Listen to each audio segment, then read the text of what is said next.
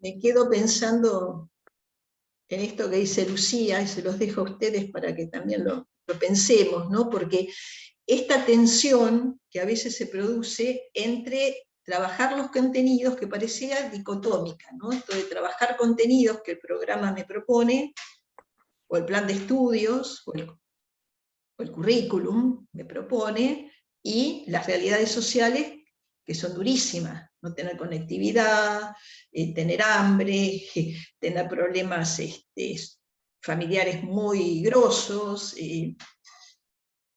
no tener trabajo en las familias, bueno, no tener perspectivas de futuro.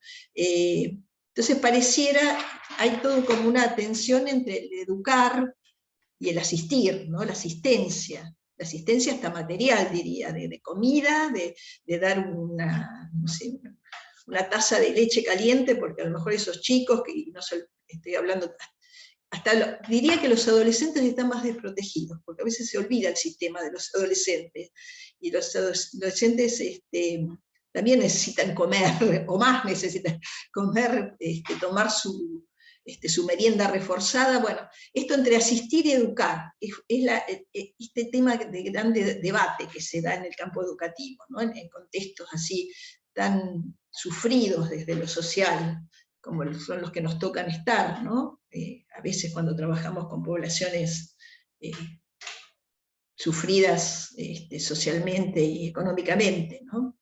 Y lo dejo como para que lo pensemos, porque muchas veces esta tensión entre asistir y educar, que es complejísima y es difícil, muchas veces da para un corrimiento de entender, y bueno, ¿qué les voy a dar si estos chicos tienen hambre? Entonces, bueno, podría aflojar con el contenido, o con la posibilidad de que ese chico aprenda, porque hay necesidades básicas muy grosas. Todo un tema, ¿eh? Todo un tema, no sé cómo lo ven ustedes.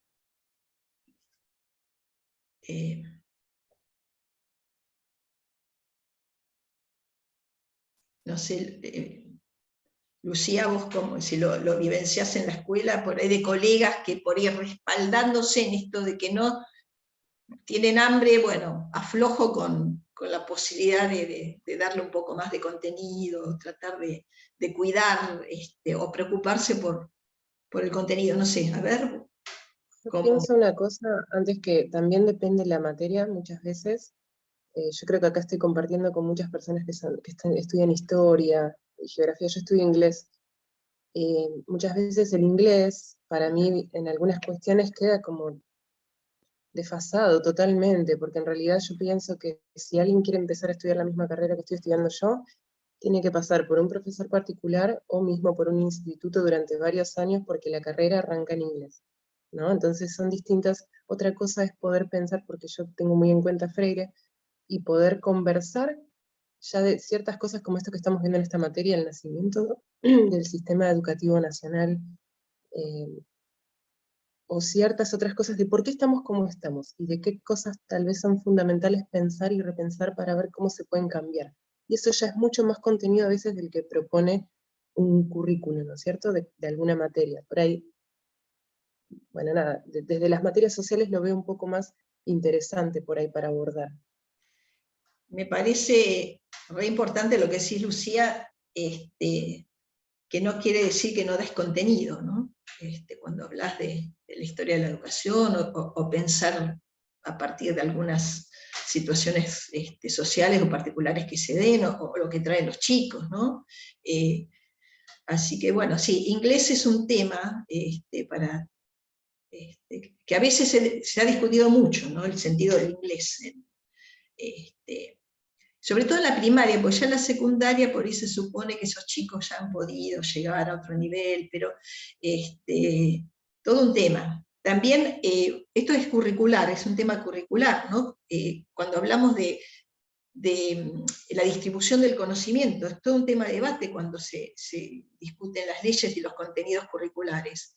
¿Es democrático pensar algunos contenidos para sectores sociales y otros para otros sectores sociales? ¿Eso no es discriminador? Bueno, es todo un tema. El inglés es importante, hubo un consenso cuando se pensó en los contenidos curriculares y en los planes de estudios, que el inglés era una materia que era necesaria en un mundo en el que el inglés parecería que es un idioma necesario, ¿no? Entonces, va a haber los chicos pobres no van a tener inglés, y los chicos que pertenecen a sectores sociales acomodados y que uno puede imaginar que van a llegar a la universidad, sí tengan, bueno, todo un tema, ¿no? Cuando hablamos de discusiones legales, cuando se piensa en una ley de educación, estas cosas se discuten.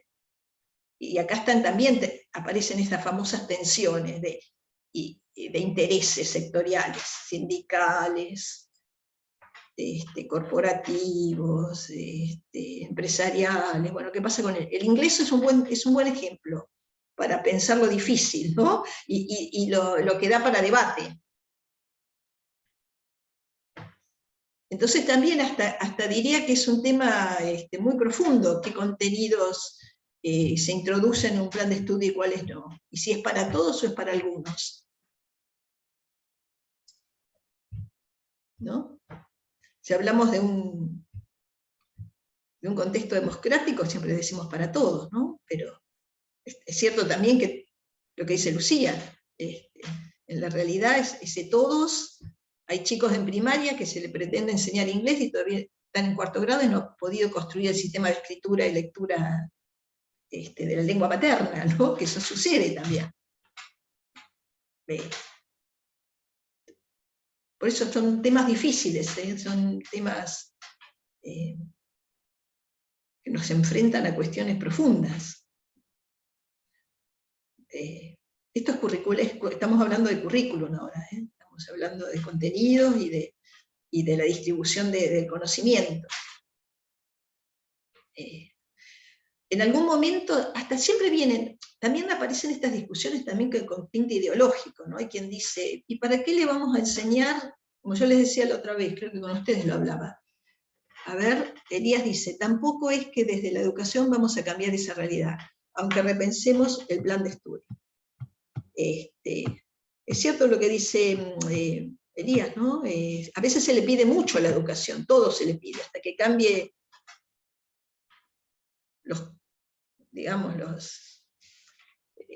la mirada del mundo, ¿no? De los modelos capitalistas que cada vez son más feroces. Entonces, a esa educación se le pide todo.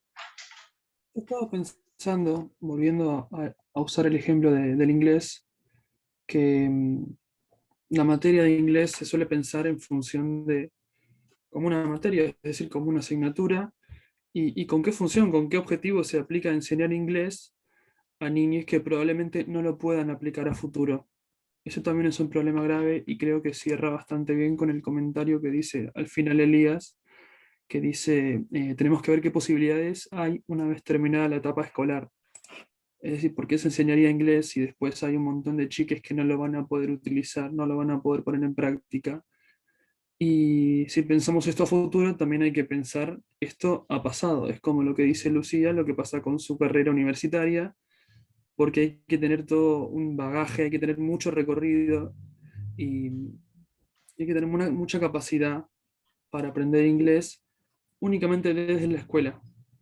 Porque lo que pasa es que yo no estoy en la carrera de inglés, pero me lo imagino, me lo han contado, sé que el salto de la secundaria a la universidad es enorme y la gente espera entrar con un nivel muy básico, el de la secundaria yo considero que es básico, y en el primer año se la dan de frente con la realidad. Es un cachetazo bastante doloroso, creo que hay que pensar eso también. Bien, Yo bien. ahí también lo que traía era lo de los privilegios, porque a mí me pudieron pagar un instituto durante la cantidad de años y después también pude viajar, pero por privilegios Claro, económicos, no sí, que sea de una clase alta, pero que tuve posibilidades, digamos. sí, Eso no es también, cualquier obviedad. claro, y a veces esto de como, ¿para qué necesitamos el inglés? Bueno, parece ahora que todos los trabajos requieren de un nivel de inglés, que en realidad también muchas veces ni siquiera es real, porque no se usa, digamos. No se pone en Parece práctica. que fueran solo filtros. Y en realidad nuestra realidad está tan alejada de esos países que hablan ese idioma, de tantos países que lo hablan. Y el problema de este requisito es también dar por hecho que el nivel español materno es avanzado. También se olvida eso. Volviendo a lo que decía la profesora. Rocío y Natalia están levantando la mano. Natalia, ¿querés comentar algo? Hola, Hola, Natalia. sí, buenos días. Escuchaba las exposiciones de mis compañeros y por ahí me gustaría rescatar algunas cosas. Por ahí volviendo un poco al texto, esto que dentro del proyecto normalizador que buscaba homogeneizar, también rescatar que también hubo docentes en esa época que eh, estaban en contra de ese proceso, o sea, como pasa hoy en día, entendés que hay docentes que también tienen otra mirada, que tienen y también lo expresan y buscan otras alternativas, como para que también no pensemos que este modelo homogeneizador fue implantado así y fue aceptado a rajatabla, ¿no? Matizar un poco esa situación. Por otro lado, me parece que la educación actual tiene más de normalizadora de lo que nosotros creemos. Cuando empezamos yo escuchando a los compañeros y empezamos a ver lo que pasa en la realidad en el aula, ¿no? Y sacando del aula la realidad en la escuela, digo, eh, cuánta importancia también tienen los directivos, ¿no? En abrir la puerta a otras metodologías por ahí de otras formas de enseñanza, ¿no? Esa apertura, o mismo en lo ideológico, bueno, ver un poco también esa cuestión, ¿no? Me parece que a veces en el día a día, si nosotros nos ponemos detenidamente, esto que decíamos, llegar el saludo a la bandera, la formación en filas de los bancos, tiene más de normalizadora que lo que nosotros pensamos. Por otro lado, pensaba en lo que planteaba Lorenzo, y Elías, también el tema de las posibilidades, y yo digo, ¿por qué condicionar a un alumno también en no darle inglés pensando en lo que va a pasar a futuro, cuando en realidad no lo sabemos? Y esto yo por ahí lo hablo a nivel personal porque yo tengo un hijo que tiene un trastorno general del desarrollo. A los 2 años él fue diagnosticado porque no hablaba, y basado en esos test que hay sobre inteligencia y demás, los neurólogos me decían, bueno, va a ir a un jardín, va a ir a un colegio, pero veremos hasta dónde va a llegar con la educación, porque no sabemos, porque por ahí le va a costar interpretar las consignas, no va a tener vinculación con sus compañeros, que eso también lo va a afectar. Y en realidad, o sea, para mí lo fundamental fue toda la estimulación posible y el acompañamiento, y es un chico que va a un colegio secundario, en una escuela técnica, sin proyecto de integración y sin acompañante terapéutico. O sea, si yo me hubiese quedado en no se lo doy porque no sé qué posibilidades va a tener a futuro, y no sé, capaz que la situación hoy en día sería totalmente distinta. Yo creo que tiene que aportar lo más posible en cuanto a enseñanza, porque en realidad es abrirle la puerta eh, a que él el día de mañana tenga diferentes opciones, ¿no?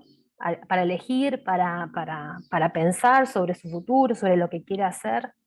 Después, por otro lado, pensaba en esto de que decía Cristian, ¿no? Cuando la educación está también pensada en relación a la demanda, y pensaba en la escuela fábrica, y digo, hoy cuánta importancia se le está también dando a la escuela industrial, con la necesidad de informáticos y técnicos. Entonces es más o menos lo mismo, con una situación y un contexto distinto. Por eso digo, a veces pensamos como que la escuela normalista es algo ajeno, ¿no? Lejano, y nosotros tenemos prácticas bastante arraigadas y muy difícil de sacarnos, pero no solamente por una cuestión, porque nosotros, por más que queramos ser innovadores, también estamos dentro de una institución.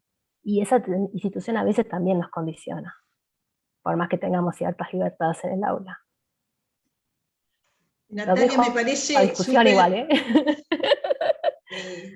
Súper interesante lo que vos señalaste de que en todo momento histórico, en el normalismo también hubo docentes que también tuvieron sus diferencias y sus corrimientos con respecto al normalismo entendido como imposición homogeneizadora, y donde el poder jugaba de una manera hasta invasiva, ¿no? Está bien lo que vos planteás, porque cuando lean el texto de Arate Mariño van a ver que también hubo dentro del movimiento normalista miradas progresistas, ¿no? Y miradas interesantísimas. Después se van a traducir, van a ver, o quizás ya vieron en otra asignatura lo que significó el movimiento de la Escuela Nueva, ¿no? Con aportes de docentes que fueron formados en el normalismo y que pudieron ver y aportar cuestiones didácticas muy interesantes y que complejizaban así la mirada con respecto a cómo enseñar, ¿no? Muy interesantes y realmente no tenemos mucho tiempo para profundizar un poco en los aportes de la Escuela Nueva, que todavía hoy los tenemos, y de hecho están en las prácticas educativas cuando pensamos en las salidas en la naturaleza, cuando pensamos en el arte, en la educación, cuando pensamos en la importancia de la música, en la disposición de los bancos de otra manera. Bueno, fueron aportes también de estos docentes que se formaron en el normalismo y que aportaron también otras miradas. Y en todos los tiempos históricos los hubo, los hay y los habrá. Gente que va más allá y que nos aportan miradas que nos dan avance. Bueno, acá, ahora le voy a dar la palabra a Rocío y leo que Lorenzo nos pone, no hablo para no cortar tu discurso, pero digo, es un problema súper paradójico que hay que pensar mucho, que hay que pensar muchas aristas. Volviendo al tema de enseñar inglés, ¿es correcto implementar la asignatura en el currículum para estudiantes con realidades diferentes? ¿Es incorrecto porque no todos van a llegar a aplicarlo al futuro? Es muy problemático y tiene 1000 puntos de vista. ¿Sí? Es paradojal, problemático, da para pensar, como todas las cosas que tienen que ver con educación. Y eso es lo interesante, complejizar las miradas, ¿no?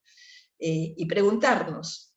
En algún momento de la historia alguien dijo, ¿para qué enseñarle a los esclavos? Si van a ser esclavos. ¿Para qué enseñarle a las mujeres? Si las mujeres van a criar hijos.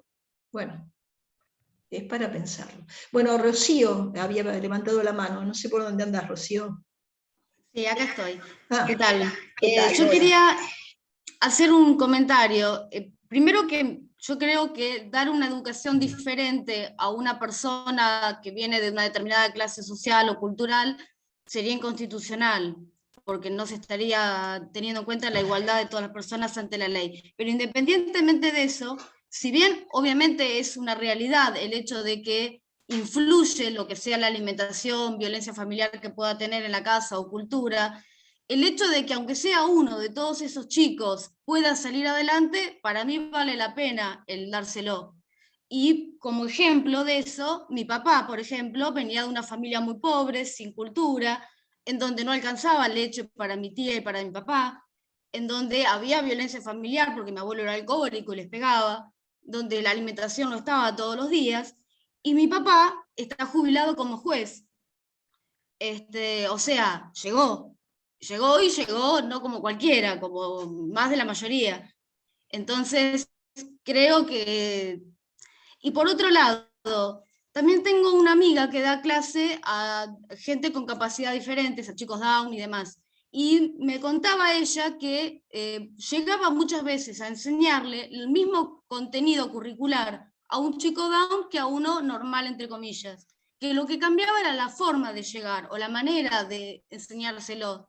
Tal vez estaría más por ese lado, digamos, de darle mayor acompañamiento, no el darle menos contenido, para mi criterio. Bueno, todos temas súper interesantes y que nos llevan a cuestiones de cómo la ciencia se mete en la escuela, cómo se mira el diferente.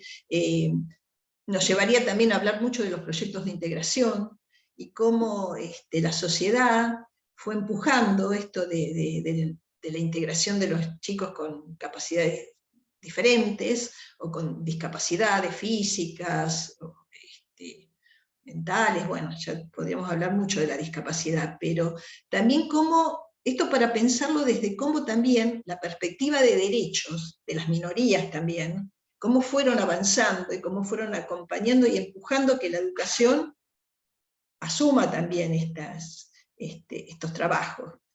Y que esté legislado, ¿no? El tema de la integración, de que un chico pueda compartir un espacio educativo en una escuela común, fue fruto de luchas, y de luchas sociales fuertes, y de las minorías, y bueno, esto después se traduce en legislación.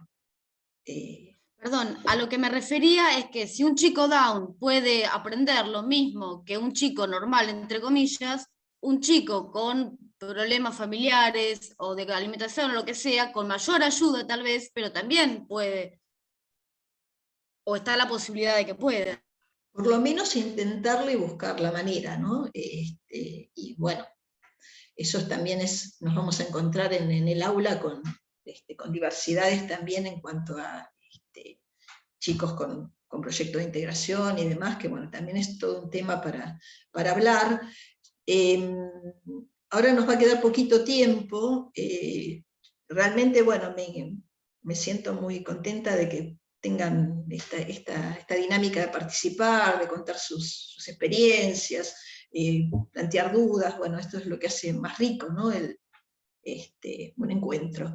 En la segunda parte yo tenía pensado, bueno, se los digo muy, muy rapidito porque no nos queda mucho tiempo, pero trabajar un poco con el tema de las leyes, que ustedes lo van a ver en el texto de Ruiz, que Ruiz lo que va a plantear un poco cómo se fue armando el sistema académico de la escuela secundaria.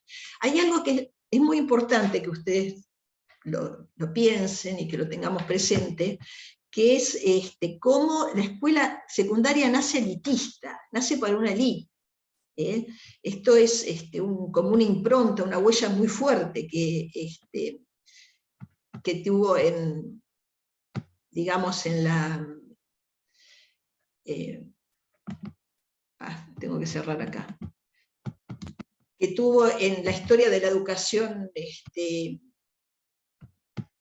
en nuestro país. Y esa impronta de élite que tuvo la escuela secundaria en nuestro país perduró por muchísimo tiempo. Fíjense que todavía, a lo mejor les va a pasar cuando trabajen en las escuelas secundarias, que por ahí hay profesores o gente que dice, ¿pero qué está haciendo este chico en la escuela secundaria? Cuando piensan en esos chicos pobres que acceden a la escuela secundaria con historias sociales complicadas, con contenidos por ahí empobrecidos porque no tuvieron una primaria donde pudieron llegar a consolidar contenidos que se esperaba que los tengan en la secundaria, son resabios también repliques de que la escuela secundaria es para unos pocos, es para los que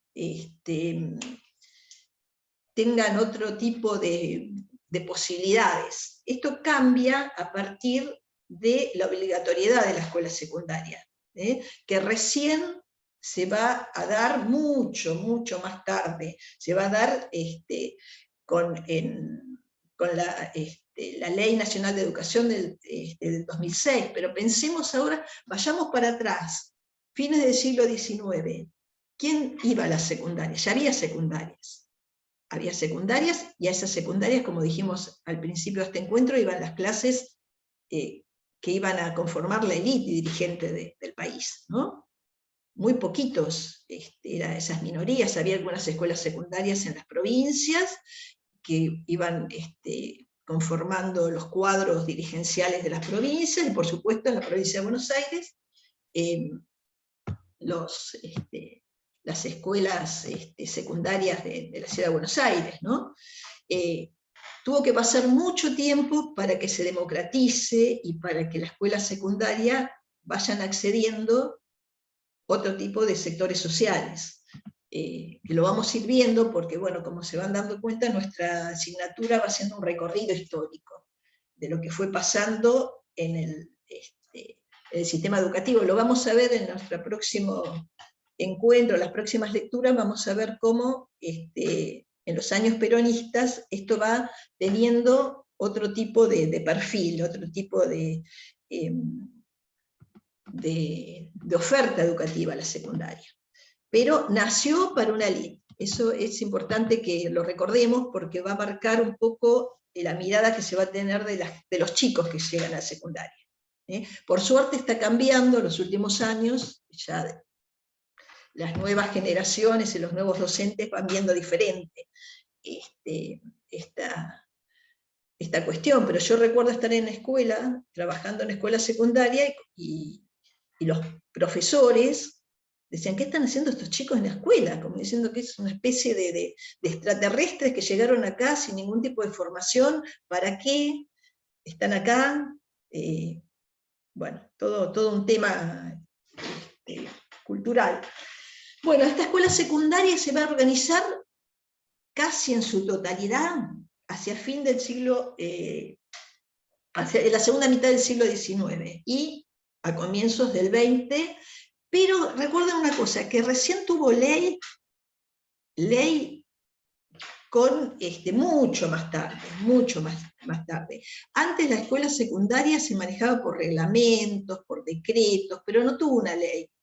Entonces se fue conformando una especie como de patchwork con la escuela secundaria. Y en un principio fueron escuelas que estaban administradas por la nación. Ustedes saben que hay escuelas que dependían de la nación y otras que dependían de las provincias. De ahí las escuelas nacionales o escuelas provinciales. Entonces, en lo jurisdiccional, hoy nos manejamos con escuelas también municipales. Son la jurisdicción a las que depende las distintas escuelas. Pueden ser de orden nacional, provincial o municipal. En un principio las escuelas secundarias fueron nacionales, ¿sí? Y gestionadas obviamente por el gobierno nacional, o sea, quién pagaba los sueldos, el gobierno nacional, quién organizaba los planes de estudios del gobierno nacional, y nacieron, digamos, con esa impronta de nación, ¿no? Y los programas de estudios eran más bien humanísticos, ¿no? Piensen que en un comienzo el programa de estudios eran más cortitos, no tuvieron esa impronta que después va tomando, pensando en un país que iba cambiando y que necesitaba otro tipo de formación. Y vamos a ver, cuando vayan leyendo a Ruiz, cómo los planes de estudio se van modificando, porque ya no solamente era una escuela secundaria pensada para preparar para la universidad, a las que llegaba la élite, sino que tenía que ser una escuela secundaria que prepare mano obrera, digamos, recursos obreros, porque el país de a poquito iba tomando otro perfil. Piensen que estos cambios tan grandes que se produjeron en la modernidad vernácula, digamos, de nuestro territorio, requirieron otro tipo de formación. También en algún momento se produjo un debate importante, digamos, hubo críticas a esa formación enciclopedista que en principio tuvo la educación secundaria, y luego se va discutiendo estas cuestiones y se van pensando otro tipo de ofertas de secundaria, con un perfil industrial, o un perfil orientado a la minería, o a la agricultura, según las zonas del país. Bueno, todo esto fue motivo de debate. Se reforman los planes de estudio, desde esta escuela tan enciclopedista de un comienzo se empieza a pensar en otro tipo de contenidos, y esto es fruto de reformas. Bueno, les quería contar también que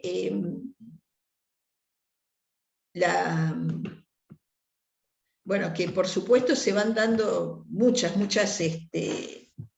reformas en cuanto a cómo se pensaba la secundaria, y hacia 1890, hacia el fin del siglo XIX, vamos a tener básicamente 3 tipos de oferta educativa de secundaria. Una eran las escuelas normales, de las que ya hablamos antes, que eran las escuelas que formaban los docentes.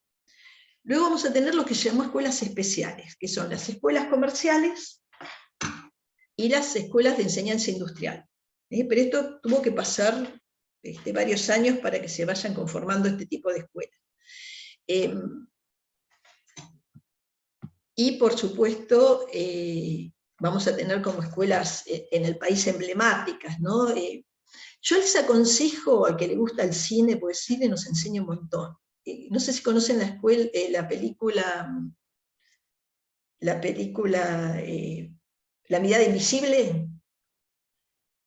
Si pueden, búsquenla, es una película argentina que es muy interesante porque además muestra un clima de época, porque va mostrando la educación en la época casi que va terminando la dictadura militar, la última dictadura militar, y se desarrolla en las instalaciones del Nacional Buenos Aires, que es ese colegio emblemático donde se han formado las élites porteñas, y digamos, el edificio es como un protagonista más de la película, porque van a ver esos patios tipo panóptico, donde se ve el movimiento de los estudiantes desde cualquier lugar, y además realmente se las aconsejo porque van a ver un clima de época muy particular, van a ver cómo el disciplinamiento estaba llevado a extremos tremendos, porque esa dictadura militar usó también a la escuela como un brazo ejecutor de su necesidad, digamos, de implantar un orden y de cambiar un poco las miradas y las subjetividades de esos adolescentes, de esos docentes. Bueno, es muy, muy interesante. Esto para pensar en la arquitectura escolar, que es todo un capítulo para trabajar, donde van a ver que las escuelas tienen esta especie de formato panóptico, ¿no? Donde se puede controlar el movimiento, y esto es sin connotación peyorativa, sino que realmente, ni positiva ni peyorativa, sino que realmente piensen en cómo son los edificios escolares, y realmente están pensados para una especie de posibilidad de control, ¿no? Me parece como algo interesante para pensarlo. Bueno, el Pellegrini es otro de los colegios emblemáticos, y luego, bueno, aparecen un poquito más adelante las escuelas industriales, como les decía, que fueron también una expresión de una necesidad. Bueno, en algún momento en 1916, ya empezando el siglo XX, hubo una reforma, la reforma Saavedra Lamas, porque ya había cuestionamientos, se pedía un cambio en las provincias, y en la educación secundaria, y también había un reclamo de que el Estado Nacional no se hiciera cargo solamente el Estado Nacional de las escuelas, pues ya había varias para ese entonces en todo el territorio, sino que las provincias financiaran las escuelas secundarias. Esto dio lugar a una reforma, pero que luego cayó, que fue la reforma Saavedra Lamas, porque siempre, bueno, estas tensiones en el financiamiento, financiar una escuela es caro, digamos, son sueldos, es limpieza, es mantención de edificios, es toda una estructura administrativa pesada, donde hay muchos empleados. Bueno, a veces se producen estas tensiones y estas discusiones en quién va a bancar la educación, quién va a pagar la educación, si la va a pagar la nación o la va a pagar las provincias. Esto fue motivo de debate. Bueno, después van a ver cómo con la Ley Federal de Educación termina en la época de Menem, pasa la administración de todas las escuelas nacionales a cargo de las provincias.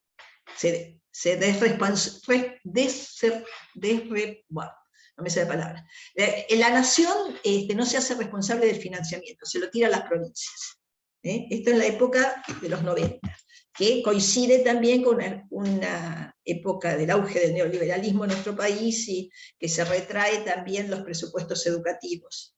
no es casual, todos van a ver que todo responde a climas de época y a modelos de época hegemónicos, ¿no? El neoliberalismo, que en los 90 empieza a hacerse visible con fuerza en nuestro país y de la mano del menemismo, desfinancia la educación, y bueno, esto de transferir el financiamiento a las provincias fue una herida grande al sistema educativo, porque también piensen que hay provincias que son muy pobres en cuanto a sus recursos. Entonces fue tirarles la responsabilidad de un día por otro de las escuelas, de financiar las escuelas a las provincias, y eso produjo graves problemas. Bueno, van a ver que hay leyes que van modificando a lo largo de la historia el funcionamiento de las escuelas, pero muchas de ellas, bueno, no llegaron a ser leyes, sino que fueron decretos.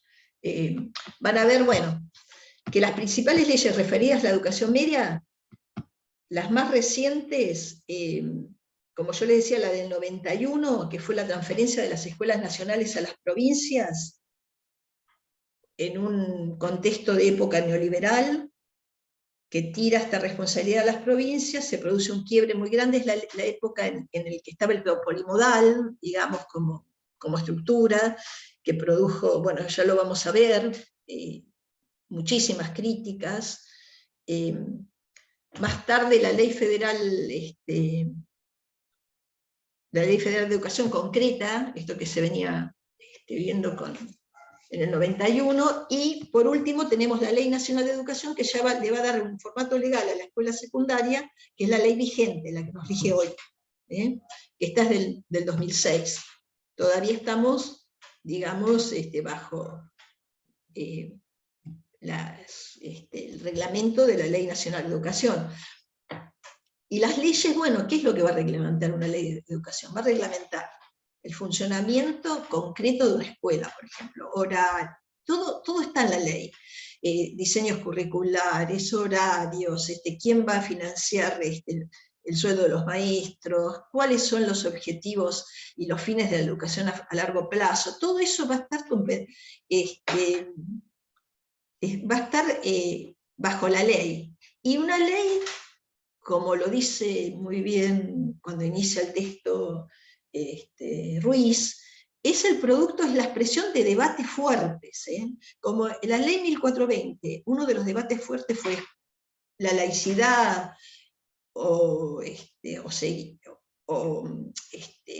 que las escuelas todavía tengan una impronta religiosa, como si fuese gratuita o privada. Bueno, todos estos debates son fuertísimos, se producen en el Congreso, hay presiones. Fíjense que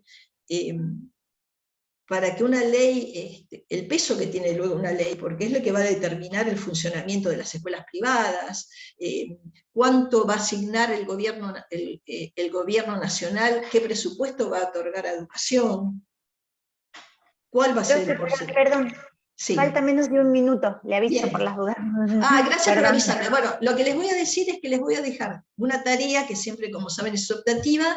Les voy a dejar el video grabado de la clase, porque fuimos sondeando y en otras comisiones dijeron que les interesaba tener el video grabado, y los PowerPoint completos.